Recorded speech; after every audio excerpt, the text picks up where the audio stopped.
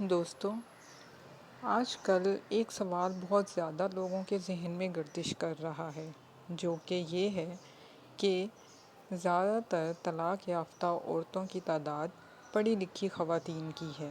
ایسا کیوں ہے؟ اس کے پیچھے کیا وجوہات ہیں؟ اگر دیکھا جائے اور تھوڑا سا دماغ لگا کر سوچا جائے، یہاں پر نوٹس کرنے والی بات یہ ہے کہ پڑھی لکھی عورت کی طلاق، جب کسی عورت کو طلاق ہوتی ہے تو کیا صرف عورت کی ہوتی ہے؟ مرد کی طلاق نہیں ہوتی؟ یا طلاق ہونے کے بعد مرد تب بھی شادی شدہ ہی رہتا ہے؟ تو پھر کبھی یہ کیوں نہیں کہا جاتا کہ اس مرد کی بھی طلاق ہوئی ہے؟ ہمیشہ یہی سننے کو آیا ہوگا کہ عورت کی طلاق ہوئی ہے، عورت کی طلاق ہوئی ہے۔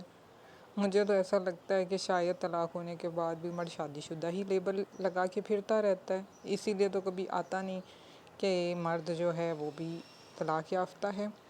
اس کے علاوہ دوسری بڑی بات کہ ایک تو عورت کی طلاق اور اس کے بعد اوپر سے وہ پڑھی لکھی بھی ہے۔ تو جہاں تک مجھے یاد ہے، پہلی بات تو یہ ہے کہ اسلام نے طلاق دینے کا حق مرد کے ہاتھ میں دیا ہے، اس لیے کیونکہ اسلام بھی یہ کہتا ہے کہ مرد کی عقل عورت کی نسبت زیادہ ہے۔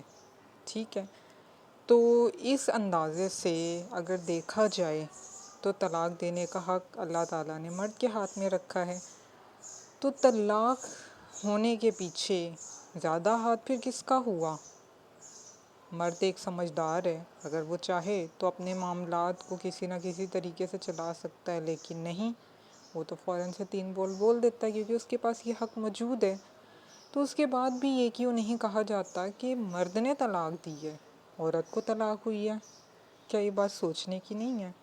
تیسری بات یہ ہے کہ مان لیا کہ ایک پڑھی لکھی عورت کو طلاق ہو جاتی ہے، تو جو مرد طلاق دے رہا ہے کیا وہ جاہل ہوتا ہے؟ کیا وہ پڑھا لکھا نہیں ہوتا؟ سوال تو اٹھتا ہے ذہن میں۔ ایک پڑھی لکھی عورت کی طلاق ہو رہی ہے تو اس کو طلاق دینے والا بھی تو مرد ایک پڑھا لکھا ہی ہے نا۔ سوچنے کی بات ہے، آپ لوگ بھی غور کریں۔